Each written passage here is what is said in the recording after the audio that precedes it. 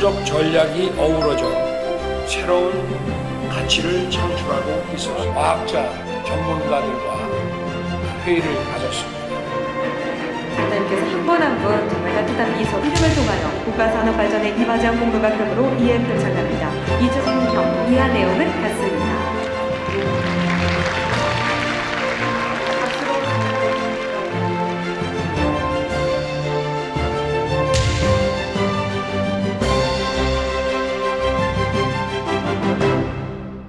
반갑습니다. 좀 더 진하게, 좀 더 딥하게 세상의 핫 이슈 피플들을 모시고 이야기를 들어보는 박진영의 찐터뷰 문을 열겠습니다.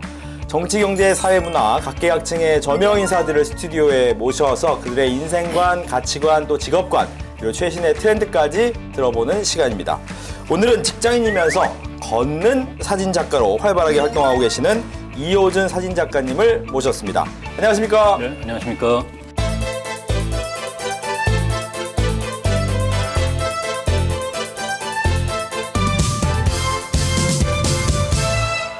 오늘 한 시간 이호준이라는 사람의 컬러풀한 이야기를 만나볼 텐데요. 먼저 이 사람의 이야기, 이호준 파워보고서부터 만나보시죠.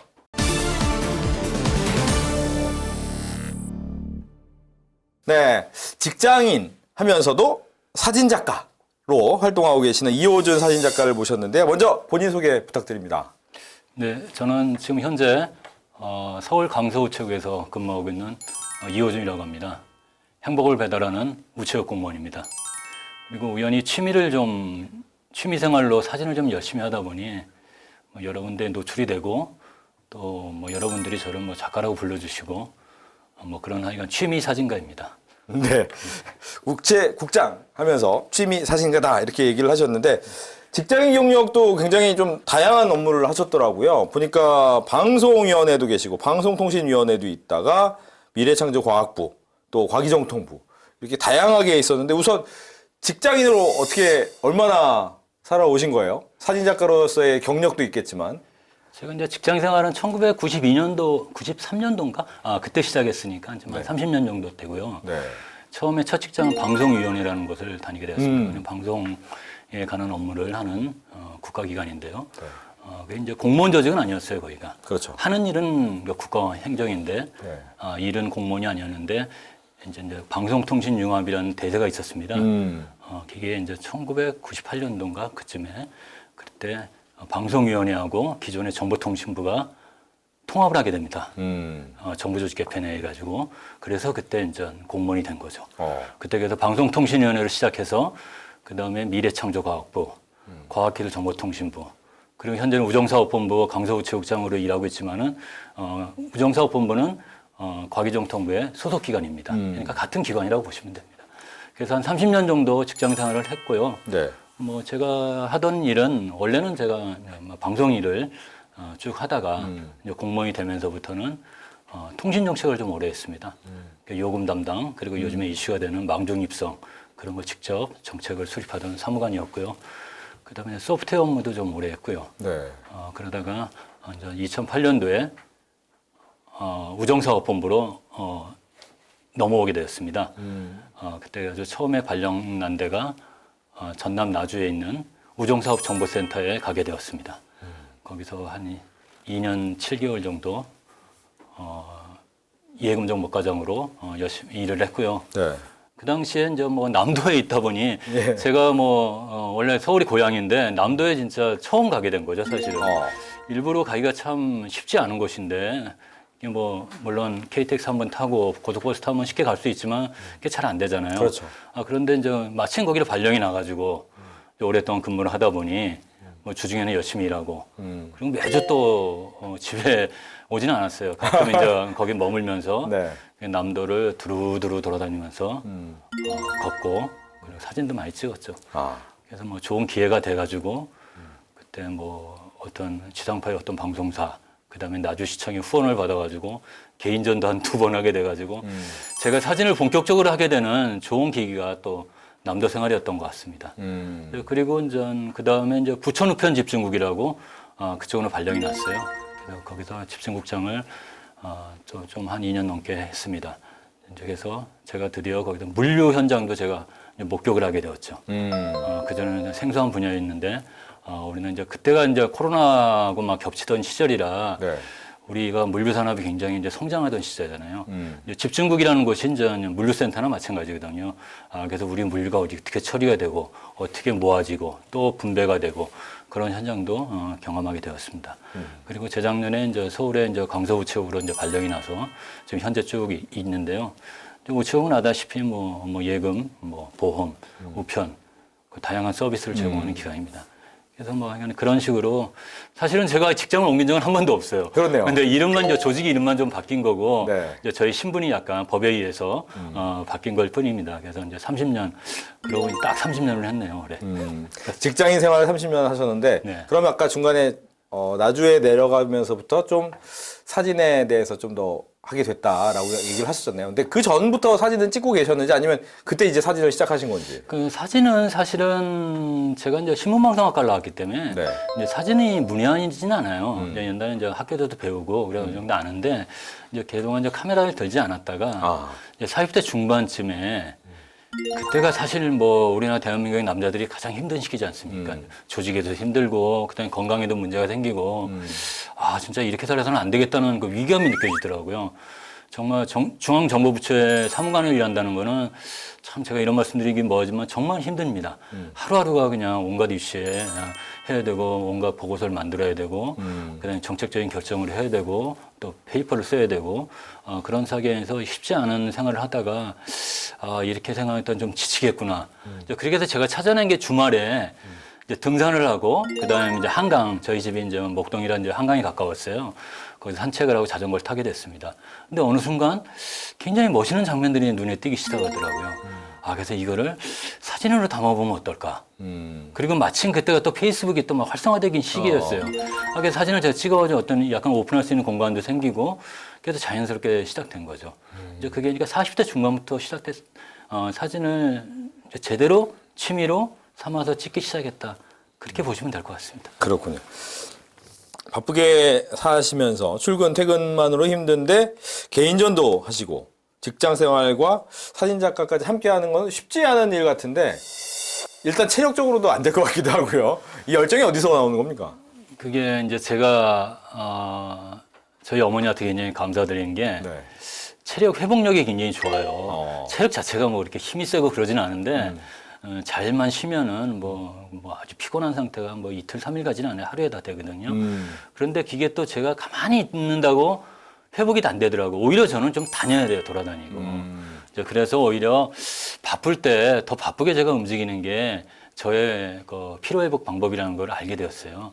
그래서 이를테면은 주말에는 이제 사무실 안 나가니까 이제 새벽에 일어납니다. 이제 새벽에 이제 특히 이제 저희 아들이 그때는 어렸을 때이기 때문에 네. 낮에는 도와줘야 되기 때문에 자고 있을 때 새벽에 이제 일출 시간에 맞춰서 한강을 거닐고 그다음에 동네 가까운 데를 여의도를 뭐 다닌다든가 이제 그렇게 하면서 사진도 찍고 산책도 하고 그렇게 하고 집에 들어오면은 불과 9시, 10시밖에 안 돼요. 제가 나갔다 들어온지도 모릅니다. 제 아내나 뭐 아들은 그렇게 하다 보니까 그렇게 하고 들어와서는 좀 지치죠, 사실은. 그렇게 되면 아침 좀 먹고 샤워하고 그러면 좀 피곤해져요, 굉장히. 그러면 또 한숨 푹 잡니다. 그러면 일주일의 피로가 또 싹 가시고. 그러니까 저만의 어떤 그런 뭐라 그럴까 피로 회복 방법이랄까 저의 힐링, 그다음 휴식 방법을 찾아낸 겁니다. 그게 메인이 사진입니다. 그리고 걷기 그 두 가지라고 볼 수 있습니다. 그렇군요. 지금 얘기를 좀 하셨지만 걷기라고 얘기를 하셨잖아요. 그러다 보니까 별명이 이제 걷는 사진 작가다라고 했는데 보통 그냥 무작정 걷습니까? 아니면 자전거나 다른 것도 이용을 좀 하십니까? 그 자전거를 많이 탔던 거는 사실 코로나 때문에 그런 거였어요. 코로나 때문에 그러고 사실은 걷는 겁니다. 제가 약간 좀 별스러운데요. 제가 운전면허가 없어요. 그래서 제가 뭐 원래부터 운전을 별로 하고 싶은 생각이 없어가지고 어쩌다 보니 또 면허도 안 따고 그러다 보니까 저는 걸을 수밖에 없는 방법이 없는 거죠. 네. 그러니까 제가 차가 없으니까. 네. 그러니까 걷는 거하고 대중교통. 그리고 대중교통도 어쨌든 좀 대충 내려다 주잖아요. 아주 뭐 디테일하게 그렇죠. 가지 않으니까 어느 특정 지역이 아니라 어느 큰 어떤 거 내려주면은 거기서 걸어가야 돼요. 그래서 이제 걸어 다니다 보면은 이제 제가 이제 제 책을 뭐 재작년에 한 권 낸 게 있는데 그게 제목이 걸으면 보이는이라는 책이에요. 네. 그러니까 사진이라는 게 이게 휙휙 지나가면은 찍기가 굉장히 힘들어요. 차를 타고 지나가다 아무리 좋은 장면이 있어도 갑자기 쓸 수가 없잖아요. 그렇죠. 자전거도 마찬가지예요. 자전거는 차보다는 덜하지만은 그래도 걷는 것만큼 사진에 아주 적합한 움직임은 없다고 생각해요. 그래서 저는 완전히 그걸 터득한 거죠. 그래서 뭐 이게 오래 걷다 보면 많이 걸을 때도 있어요. 하루에 뭐 한 20km 정도 걸을 때도 있고 뭐 하루에 5-6시간 걸을 때도 있는데 그렇게 천천히 걸으면서 그다음에 이제 뭐 눈에 보이는 좋은 장면이 있으면 찍고 그다음에 뭐 주변에 동네 같은 데 가서 뭐 식사도 그런 데도 간단하게 하고 뭐 주민들하고 얘기도 하고 그런 방식으로 제가 사진생활을 한다고 보시면 됩니다. 그러면 걷기가 먼저였습니까? 사진이 먼저였습니까? 걷기가 먼저죠, 제가. 걷기가 이제 아까도 말씀드렸듯이 40대 중반에 여러 가지 제가 이제 피로회복 방법, 그다음에 자기 관리 방법으로 이제 운동을 좀 했다고 했지 않습니까? 뭐 걷기하고 뭐 달리기, 뭐 자전거 그런 거 다양하게. 하는데, 네, 다양하게 했는데 그때 이제 걷기를 시작한 거죠. 한강이 참 멋있어요, 정말. 한강은 정말 아름다운 곳입니다. 그거를 오르락 내리락 하면서 걷다 보면은 정말로 생각지도 못한 우리가 평상시에는 절대 안 보여요, 그런 장면이. 근데 천천히 걷다 보면 보일 때가 있습니다. 이제 그러다 보니까 이제 이 카메라가 필요하구나. 그런 생각이 들었어요. 네. 그래서 그때 이제 제대로 된 카메라 하나 사가지고 찍기 시작한 거죠. 그렇군요. 걷기가 먼저였다라고 얘기를 해주셨는데, 그럼 아까 말씀하신 것처럼 한강이 첫 번째 그 피사체였습니까? 그렇죠. 제 사진의 고향은 뭐 단연코 한강입니다. 한강은 정말 제가 많이 다녔어요. 그 뭐 횟수를 헤아릴 수 없을 정도로 거의 뭐 주말에는 거의 제가 목동에 살 때는 거의 뭐 토요일 일요일 언제나 나갔으니까 저녁 때도 나가고. 걸어서 어디까지 가보셨습니까? 이렇게 주로 다니는 곳은 이제 행주산성하고 이제 여의도 사이를. 예, 사이. 그러니까 이제 버스로 간단하게 갈 수 있는 거, 걸어서 갈 수 있는 것. 근데 그 넘어서면 좀 멀어져요. 그렇게 되면 이제 다시 집에 들어오기가 쉽지 않으니까 이제 소위 말하는 이게 반경에 걸을 수 있는 반경에 있는데 특히 여의도 쪽으로 많이 나갔죠. 여의도 쪽으로 가다 보면 많이 나갔습니다. 아침에 해가 뜨고 그다음에 아침 저녁으로 일몰일출 시간에 새들이 날기 시작하거든요. 가마우지대가 이제 달아오르고 오리떼들이 날아오르고.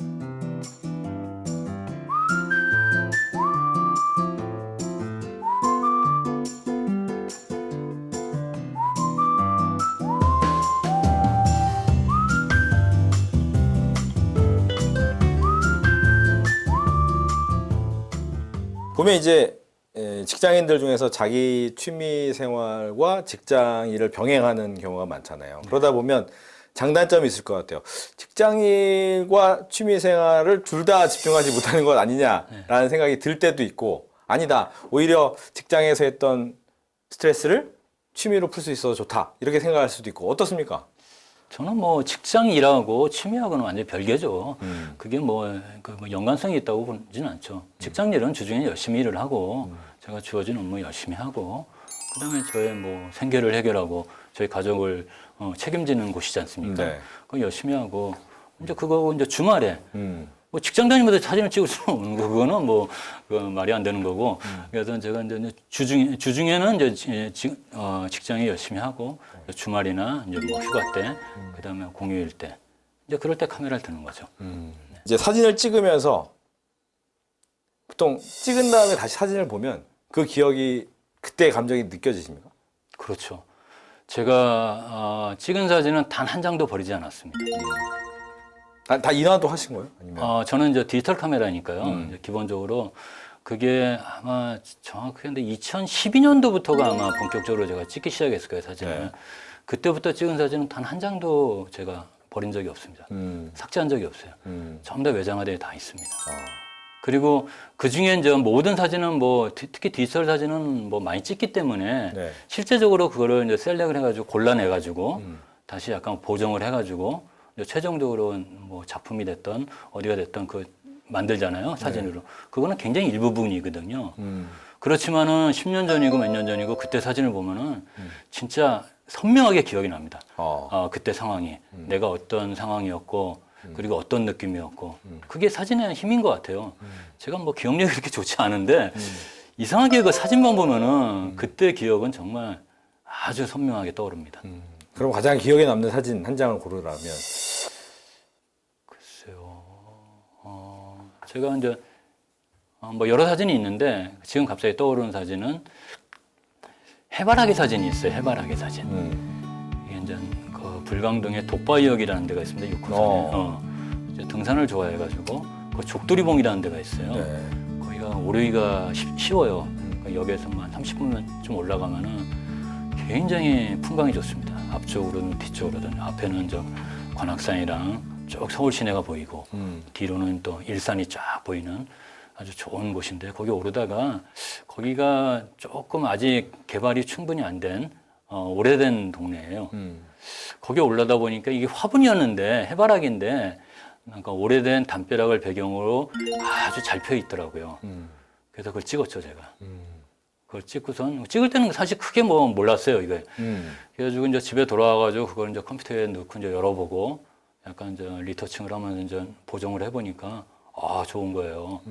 그래서 그 사진이 저의 거의 뭐 인생샷이나 마찬가지입니다. 뭐 저도 좋아하지만은 제 사진 아는 분들이 가장 좋아하는 사진이에요. 그래서 제 지인들 집에 아마 한 30명 정도의 집에는 그 사진이 걸려 있지 않을까. 그래서 뭐 제가 뭐 사진을 팔고 그러지는 않거든요. 네. 뭐 프린트비나 뭐 액자비 정도만 받아가지고 다 이렇게 드리고 그런 경우가 많은데. 그래가지고 그 사진을 저의 뭐 가장 기억에 남는 사진 그리고 흐뭇한 사진이라고 꼽을 수 있겠습니다. 알겠습니다. 그러니까 이제 이 디지털 사진기 예전에는 아날로그 사진기였잖아요. 이제 필름 사진. 네네. 도 한번 찍어 보셨을 것 같고 그렇죠. 지금 아날로그에서 디지털로 바뀌었잖아요. 네네. 느낌이 많이 다릅니까? 본인네. 제가 좀 성격이 좀 급한 편이에요. 그래서 이제 아날로그 사진은 아무래도 지금은 찍기가 힘들겠더라고요. 나올 때까지 보는 것도. 그렇죠. 그래가지고 얼마 전에 제 동생이 일본에 있는데 자기가 그 시댁에서 쓰던 옛날에 그 카메라를 발견했다고 저한테 보내줬어요. 네. 근데 뭐 전혀 문제가 없어요. 뭐 기능상에는. 그래서 사진 필름을 껴보고 했는데 네. 일단 뭐 전혀 손맛도 틀리고 그렇게 뭐 꼭 낭만적이지는 않더라고요. 그래서 일단 확인이 잘 안 되잖아요. 그렇죠. 찍는데도 굉장히 오래 걸리고 그리고 그걸 또 요즘에 현상도는 또 많지가 않아요. 맞아요. 충무로에 이제 맡겨야 되고 맡기면 또 시간이 걸리고 그러다 보니까 이거는 제가 집에 무슨 그 뭐랄까 암시를 만들지 않는 한 네. 이게 쉽지 않겠구나. 그래서 이 카메라는 있습니다. 그 최근에도 또 제가 필름 카메라 하나 샀어요. 그거는 좀 비싼 건 아닌데 요즘에 장난감 같은 필름 카메라가 많이 나오더라고요. 그렇죠. 뭐 불과 한 4, 5만 원 정도 되는 거죠. 그 왜 그러냐면 사람들이 요즘에 기대하는 거는 필름 카메라에 기대하는 거는 이 쨍하고 아주 뭐 선명도가 잘 맞고 그런 카메라 사진이 아닌 것 같아요. 그래서 약간 투박하고 그렇기 때문에 그런 카메라들이 지금 다시 등장하는 거 아닌가 싶은데요. 네. 그래서 최근에 하나 샀어요. 그 필름도 하나 구입을 했고요.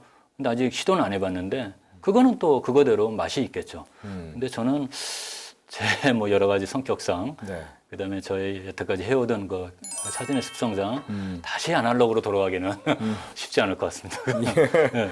이제 디지털 사진으로 찍어도 말씀하신 것처럼 쨍한 느낌이지만 느낌이 좀 찍는 사람마다 다르더라고요. 그렇죠. 왜 그럴까요?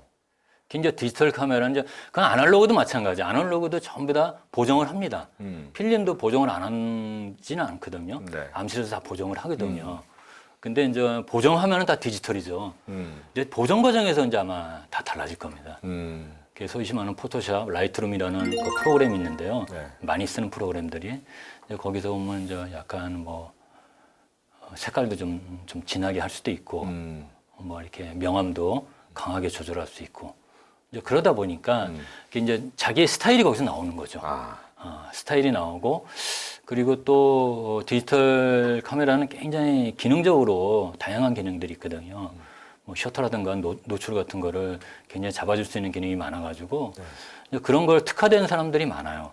이제 그런 사진들은 이거 왠지 사진 같지 않은 사진들, 소위 말하는 그림 같은 사진들을 많이 찍으시는 분들이 있죠. 근데 저 같은 경우는 그렇지는 않아요. 저는 이 사진이라는 건 그대로 재현하는 게 가장 중요하다. 있는 그대로.